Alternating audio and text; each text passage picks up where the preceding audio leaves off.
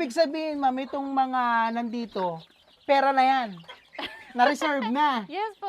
Kung halimbawa nakakabenta ka ng isang buwan ng 50,000, ang gastos mo naman doon half or more than. Ang lessons naman po sa akin na sa amin, maganda rin po mag-alaga ng mga manok at pato lalo na kung nasa probinsya ka. Ang problema nila, ma'am at sir, ngayon, dami ng orders. Hindi kulang sa bibili. Kayo, mama, personal lang ha. Naniniwala kayo na mataas pa ang tsansa at pag-asa sa agrikultura sa Pilipinas? Sa nangyayari po ngayon, sir, 50-50. 50-50. Kasi nga, Bakit? kasi naman po, sir, instead of tulungan yung mga kagaya po namin mga backyard, bahala na. Parang ganun kasi nangyayari. Ikaw na bahala. Ikaw na bahala kung paano mo anahin yung parbo. Straight from them. Hindi madali. Pero kakayanin along the way, basta pinag-aralan, may pagsisikap, may passion, di ba? At gusto yung ginagawa.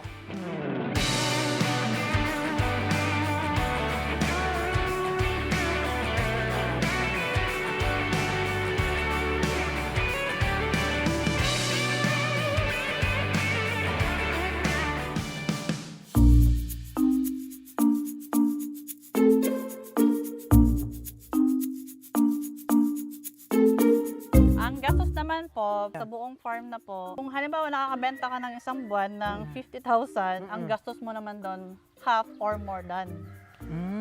Yes po, ganun po yung... Kaya kung hindi ka talaga masipag maghanap ng tip na patoka, talagang Matatalo ka. matatalo ka sa feeds pa lang. O kaya liliit yung kita. Yes.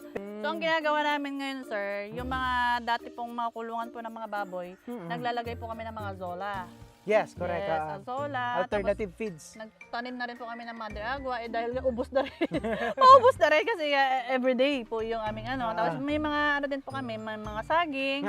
Yun po yung ano, dahil ngayon ay sobrang dry po yung ating ano, kaya yung mga pananim po natin, hindi rin okay yung pag... Yes, Ma'am Beth, I would like to clarify lang yung binabanggit mo na napoproduce mo na 100 to 200 na mga sisiw. Combination of darag and Muscovy na po ba yun? Muscovy pa lang po yun. Muscovy pa lang yun. Iba pa yung sa darag. pa natin. Ayan, speaking of darag, I would like to see naman kung paano yung mga alaga niya mga darag. Saan ba yung mga darag natin? Nandito po sa nandito. kabila. Okay, so guys, no, ang saya dito. Parang bumabalik ako sa kabataan kasi nung bata ako, naglalaro din ako sa ganito, lupa. Saka maraming puno. Opo. Ayun. Bali sa darag po, naglagay lang po kami ng playground nila sa ano, labas.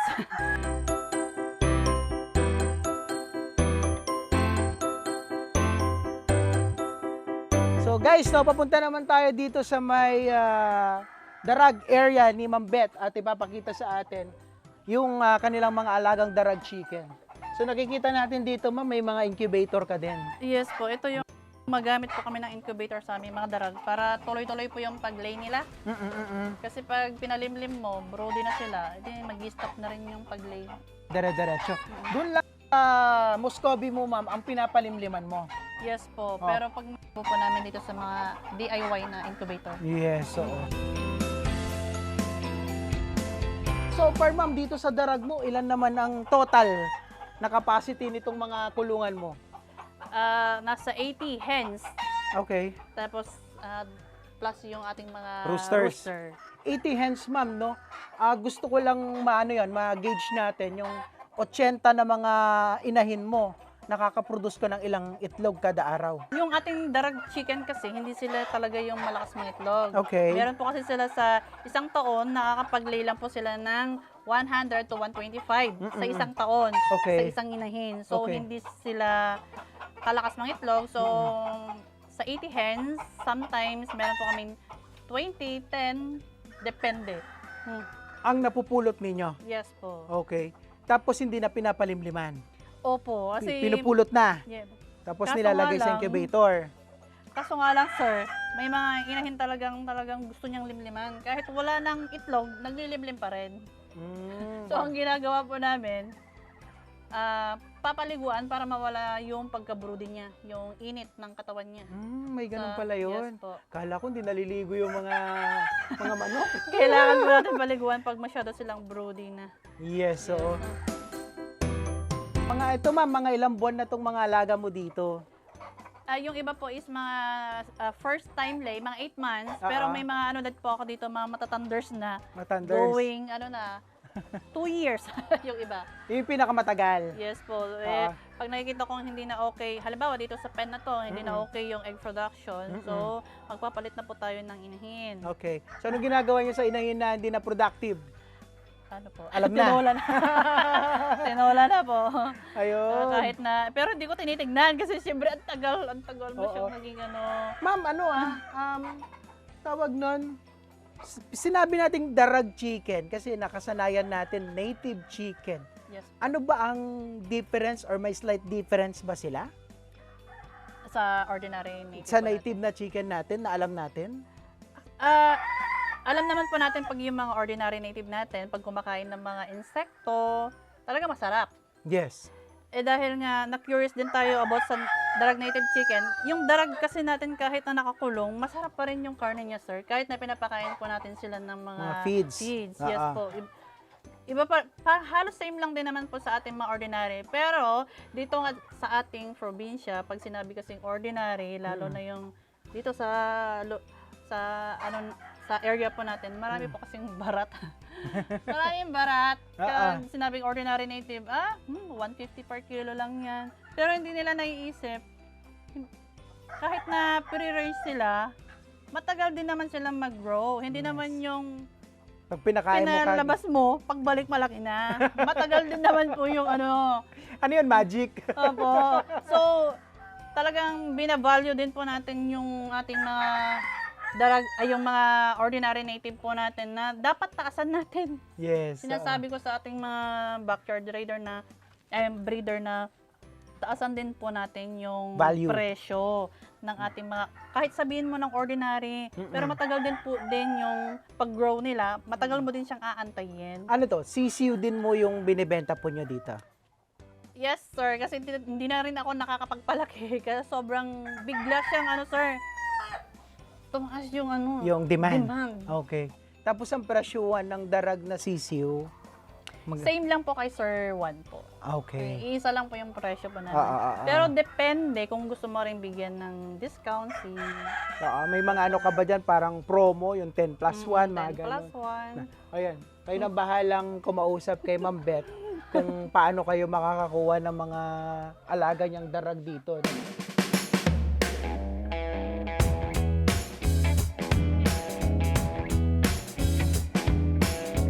So for Ma'am, sa pag-aalaga niyo po ng darag chicken, may mga challenges naman kayo na encounter dito, Ma'am? Yes po, lalo pag pag tag-ulan na. Hindi po natin na iiwasan yung nagkakaroon po sila ng sipon. Kaya pag tag-ulan talagang kailangan mong paghandaan. Yes. Doon na po kami gumagawa ng mga fermented na antibiotics po nila. Kasi kahit saksakan mo yan ng saksakan ng antibiotic na minsan mas okay pa yung fermented, sir. Yung natural. Natural remedies, ika nga nila. Yes, no? Oo. So yun lang. So far, sa mga naman, kumbaga sa iba pang mga factor, wala naman. Kumbaga sa kulungan, sa init, mga ganon. Okay. Sa init naman po, sir, ang ginagawa po namin, medyo binabasa po namin yung Yung lupa. Yes, para hindi sobrang init naman. Para hindi sila magka-heat stroke po dyan. Ayan. Guys, no, napakasimple lang ng kulungan ni Ma'am. Hindi mo naman kailangan maging fancy. Ayan, kawayan, net, yero. Basta importante, hindi nababasa yung mga alaga mo pag umuulan. Yes, no? Tsaka, eto, medyo maluwang yung nila, yung playground nila. Opo. May kalayaan, kaya talagang free range na Yes, matatawag natin. No? At guys, talagang napakaganda nung design at diskarte ni Ma'am Beth. No?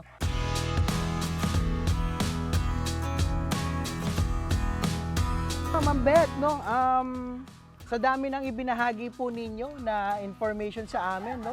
Kayo po'y dating OFW na nag-decide na dito na mag-alaga ng mga alagain natin, Muscovy duck at darag chicken. Yes. Ano naman yung parang lessons or natutunan nyo dito sa pag-aalaga ng mga ganitong mga animals? Ang lessons naman po sa akin na sa amin, maganda rin po mag-alaga ng mga manok at pato, lalo na kung nasa probinsya ka. Lalo na, siyempre, hindi naman po palagi na dahil nga nasa province po kami, wala naman masyado pong mababa yung rate kung halimbawa gusto mong mag-work. Ayoko nang bumalik sa pag-work. Okay. So at Kasi least nga dito ma'am, parang ikaw na yung boss. Di ba? Pero sa farming po, hindi po siya gano'n talaga, hindi siya gano'n yung ROI mo, hindi agad-agad. Okay. Yes. So meaning you're saying ma'am na hindi agad-agad babalik yung Yes. pupuhunan mo. It Opo. takes time. Yes. Matagal siya, pero dahil nga magti 3 years na, nag-start po kami ng 2023 sa pagmamanok, magti 3 years na, medyo kahit pa paano nakaluwang-luwang na rin. Pero nung mga unang taon, pangalawang taon, medyo struggle talaga nilalaban pa namin yung pagpo-farming. At siyempre dumating din po yung time talaga na may worth it pa ba itong ginagawa natin? Wala namang balik. Actually, that's the question I want to raise. Yes. Nasabihin ko, dumating na ba yung point na gusto mo nang sumuko? Yes. Darating ka, sir, kasi wala kang ano eh.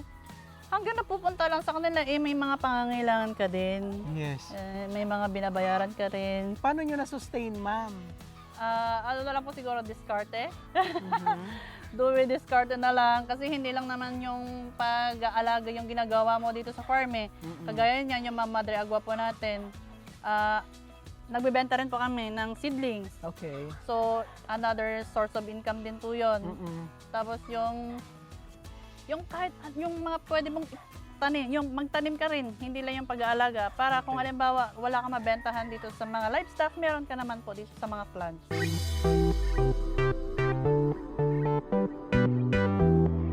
Ano ba yung ma'am, parang pinaka-peak season ng, kumbaga yung demand ng darag at saka ng mga Muscovy ducks mo sa ilang taon mong pag-aalaga na na-experience? Kumbaga ano yung months na malakas siya at medyo mahina? Meron ba? Sa experience ko, sir, nung biglang pumutok kasi itong si Rare, every month po yan, ikaw na lang talaga mauubusan. Okay. Kagaya ngayon, wala na kami naabutan. Okay. Oo. Dati ang dami po.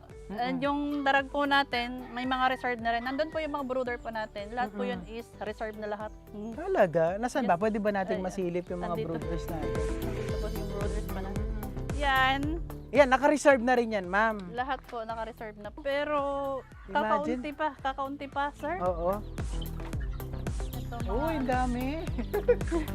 So, ibig sabihin, ma'am, itong mga nandito, pera na yan. Na-reserve na. Yes po. Oo. Pero iniiwasan, maganda rin po yung humihingi ka ng down payment para Yes, para ma-sure. ma-secure. Bala na sila kung Oo. kung aayaw sila sa bandang huli. Di ba? Pero Opo. hindi naman, siguro. Wala pa. Wala namang umayaw. Ayan po yung mga upgraded native po natin. Okay. When you say upgraded, ma'am, anong yun? Paano yun? Cross breed? Yung iba po dyan, yung mga inahin po natin na iniwan, tapos kinukuha ko na lang. Then yung iba po is Parawakan, Black Astrolorp. Okay, so parang darag chicken, tapos black astrolop, parang ganun ba yun? Ito po yung hindi po ako nag-cross sa darag para hindi po masira yung line. Pure pa rin to, ma'am. Yes. Pure yung line nila. Pero dito, Mga Parawakan, crossbreed ng Black Astrolorp or yung mga ordinary native. Dati meron po kaming Rhode Island Red na kumakasta kaso walang kasama ang palad na heat stroke po siya. Na heat stroke kasi siguro kakakasta niya. nasobrahan, no? Opo. Bawal pala sobra, ha? Dito, Ito po yung mga for future breeder din po natin. Depende na lang kung may gustong gustong bumili. Opo. Darag yan? Darag po. Mga Na ano pure po na natin. rooster. Mga 2 months, 3 months. Okay, ito, hen. Mga ano naman po yan, mga Silky, Brahma. Cross, mga ano na rin to? heritage. Opo. Oo. And andito po yung may ingay po natin. Oh, may ano ka rin dito. Gansa. Yung napisaan nung nakaraan, pinasok muna namin. Okay. So, ganyan pala kulay ng gansa. Meron din po yung white, meron din po yung brown. Ayan, no. Akala ko puti na kagad pag pinanganak. Hindi po. Ayan. Meron din pong pure white sir, kaso nga walang lumabas. Nag-iiba pala yung itsura nila, oh. Pati yung tuka nila, hindi pa siya orange. Ayan, black pa. Opo. Tsaka, ano ano no, mga ka-video, ang kagandahan dito sa lugar nila Ma'am Beth, maluwang, Hindi. presko. Ayan, kung ano lang, mapuno kasi dito, nasa likuran na natin yung Caraballo Mountain Range. Ano to ma'am? May future plan ka din dito for expansion eventually? Yun po. Yun po yung dati po nating kulungan sa ating mga baboy. So, Okay. gusto So- ko siyang gawing I-convert. grower house. Mm-mm. Gusto nating grower house ng ating mga darag din kasi nga nag-short din po yung supply pa natin sa darag. Mm-mm. So gusto ko siyang i-expand Mm-mm. para yung sa harap is more on Muscovy lang. Yes. Then dito sa likod Ano to? ay ito po yung mga isasalang po natin na papalitan po natin yung ibang rooster po doon. So Okay. medyo kino-condition po muna natin. Okay. So may naka-ready ka na rin pala, no? Sir Mark, ayan, paki-share mo naman ano yung journey ninyong mag-asawa sa pag-aalaga ng mga darag at saka Muscovy ducks? Oo. Mahirap sir. Mahirap. Mm-mm. Pero ngayon na eventually, unti-unti, bumabalik na yung mga pinaghihirapan ninyo. Ano na yung pakiramdam?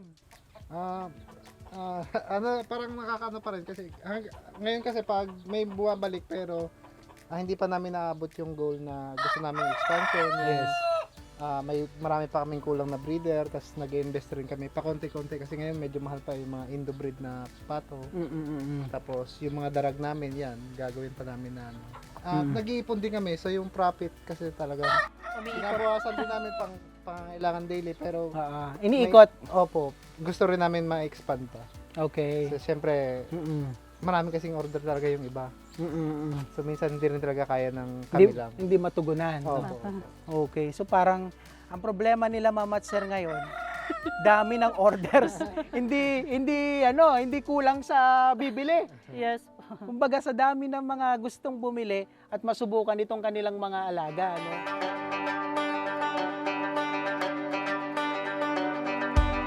Sir, dun sa mga experience ninyo, ano yung pinaka challenging or sa tingin ninyo nagbigay sa inyo ng idea na ituloy na itong pag-aalaga ng Muscovy at saka ng mga darag chicken? Pinaka-challenging siguro yung ano ma-establish din yung farm niya, tapos makapag-produce talaga sa pangangailangan ng tao kasi pagka konti talaga mahirap naman bumili sa'yo pagka ganyan lang yung stock mo. Kaya ang pinaka-challenging talaga nung una, kumita ng konti tapos i-expand, padamihin mo pa yung breeders mo kasi parang mahirap talaga palabasin yung kita sa farm. Okay. So dati talagang Hirap pa magbenta. Di naman kayo nag-aaway na Pag ano, wala na tayong pambili ng patuka. hindi naman kasi minsan may pag-season kasi ng mangga niya, nagbebenta rin kami dati. May avocado din sila sa bundok. Minsan umakyat kami, Madiskarte. bebenta namin yung mga ano nila.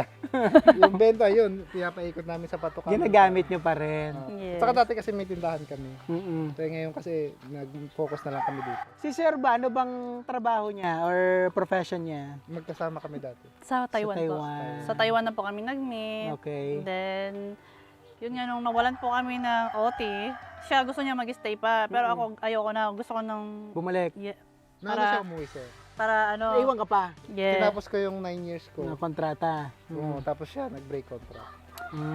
Kasi nga gusto ko nang focusin yung baboy dati kasi naawa na ako sa nanay ko kasi masyado nang marami. May mga Yes. patining, may Oo. mga inahin. Pag magpapaanak siya lang halos. Kaya, Mm-mm. sige, uwi na lang ako. Ikaw ma'am, sa experience mo yun ngayon, gusto mo pang balikan yung baboy or dito ka na lang, focus ka na lang? Actually, sir, trinay ko ulit ang baboy eh. Mm-mm. Hanggang sa natamaan na naman. Yes. oo. Tapos sa pangatlong attempt, hindi na siya natamaan pero nahirapan ako ibenta. Ngayon, yung tumulong naman sa aking magbenta, inutangan naman ako. Inutangan naman ako. Hindi na niya ako binayaran. Ay, ayoko na talaga magbaboy. Ayun lang. Ayun, hindi naman. Siguro in the future. Sana Siguro. din naman kasi Mag-stop na. Siyempre parang Sa ngayon kasi parang season din may hype yung tao. Pero Yes. siyempre pagka humina na, siyempre hindi mo naman Out ka muna. Oo. hindi mo naman hayaang walang profit din sa farm. Yes. So, may man nakikita rin kami, may marami, di ba? Success, Sinamamalalin, maraming alaga, hindi lang 2 lives. Ngayon kasi ang focus namin ay Muscovy pa lang sa darag. Darag. Okay lang siguro na focus muna tayo dyan. Pero eventually, pag nag-expand ka, yan, Unti-unti. balikan nyo ulit yung baboy. Sige, hindi natin. Hindi natin alam. Kumbaga, wag muna tayo maghinto. Ano ba yung parang binivision nyo dito sa inyong farm, ma'am? Yun nga, yung Mga 2 years from now or 1 year from now? na hindi ko na problemahin magbenta. Yung dahil nga gusto ko ma-establish talaga ito. Pero hindi siya ganoon kalawak pa kung gusto natin mag-expand na mag-expand kasi Yes. dumadami po yung tao dito sa area. Oo. Kung gusto ko sana maraming breed at yung mga kasama din natin mga breeders din just in case magtulungan din po tayo. Then yung kasi yung livestock nauubos kasi nakakain po natin. So sana marami pong mga young farmers pa diyan na maging katulad din po namin na mag-stay or mag-produce ng ganitong livestock farming. Yes. So, kayo mama, personal lang naniniwala kayo na mataas pa ang tsansa at pag-asa sa agrikultura sa Pilipinas? Sa nangyayari po ngayon, sir? 50-50. 50-50. Kasi nga, Bakit? kasi naman po, sir, instead of tulungan yung mga kagaya po namin mga backyard, bahala na. Parang ganun kasi nangyayari. Ikaw na bahala. Ikaw na bahala kung paano mo anuhin yung farm bowl. Parang ganun kasi nangyayari. Lalo sa sa bagsak presyo. Kasi minsan hindi mo din hawak yung presyo, sir. Minsan talagang kung sino pa yung buyer, siya ang magdidikta ng presyo. Yes, correct. Hindi nila naiisip na ang pato ka. Ikaw gumagastos, ikaw Yes. naghihirap. Ayan, so pakiusap natin sa mga kabidyo natin, sa mga viewers natin. Yung binabanggit ni ma'am, kayong mga buyer, huwag kayong mag-demand ng ganitong presyo. Apo. Mas sila nakakaalam kung gaano kahirap, kung gaano yung gastos. So siguro pagbigyan natin sila kung ano yung presyo na kailangan nila. Kasi in return, pag nakabili ka naman ng mga alaga mo, makikinabang ka rin din, Yes. di ba? Saka pag nag-decide siya kasing mag-breed, talaga malalaman niya rin. Oh, yun. Costing, talagang hindi rin mura talaga yung mag-umpisa. Mm-mm. Kasi nung una, akala namin, pero magastos rin. Siyempre, breeders mo, kung bibili ka ng breeders, patuka mo, magastos rin.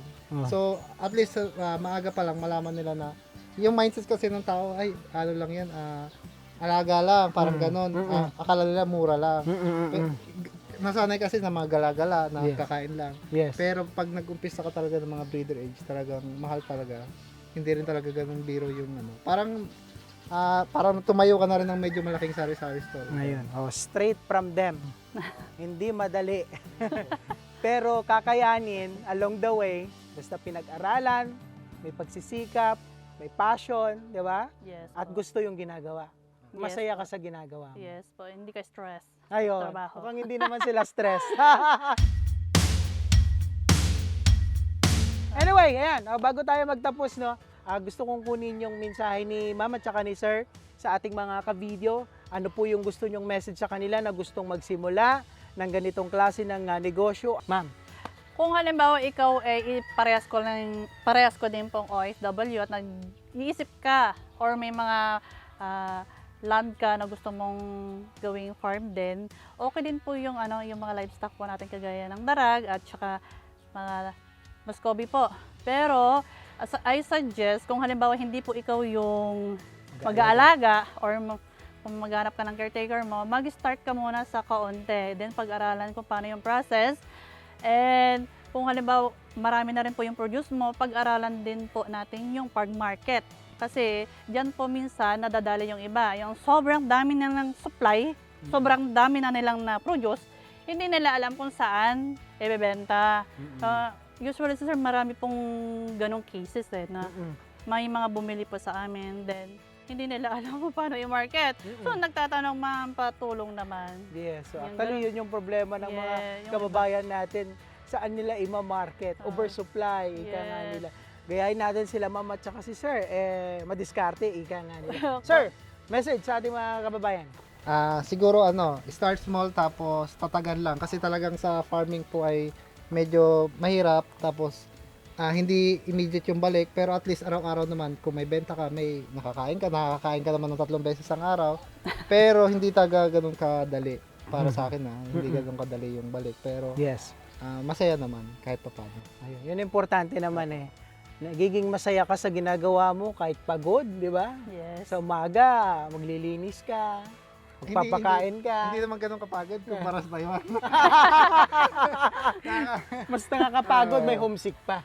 Yes. Ayun. So mas pinili nyo ng Mag- bumalik dito sa Pilipinas At at magtayo ng negosyo tulad dito sa inyong farm at gusto nyong tuloy-tuloy at expand. Paano ba makakapag-order ng mga rare Muscovy duck ninyo at mga darag chickens po ninyo, ma'am? Pwede po kayong mag-message sa aking FB page or sa personal page at pwede rin po kayong mag-message sa aking personal number 0916-647-1160. Alright, so ilalagay na rin po natin mga ka-video yung mga nabanggit na information sa description ng video na ito upang sa gayon ay makapag-order po kayo at mabisita ang farm ni Manang Bet dito sa Natividad, Pangasinan. Alright mga ka-video, tayo po yung nagpapasalamat kay Ma'am Beth at saka kay Sir Mark sa pagbibigay sa atin ng pagkakataon na bisita itong kanilang farm at marami po tayong natutunan at nalaman natin nga kung yung pagdiskarte nila at yung paraan ng pag-aalaga nila at the same time yung posible at potential na pwede natin kitain kapag nag-start po tayo sa ganitong klase ng negosyo at kapag eventually kapag nagbebenta na po tayo. At sa lahat po ng ating mga ka-video na may natatanging kwento, pwede kayong mag-message sa ating FB account video stories. At the same time, pwede nyo pong i-share at i-like at mag-subscribe sa ating YouTube channel, Video Stories, for more videos and stories. So once again, I am Art Sinubago, the content creator of Video Stories. Always remember, tuloy-tuloy lang ang pag-angat. Keep rising mga ka-video. Sir Mark, maraming salamat. Thank And you Ma'am po. Beth, and thank you and bye-bye!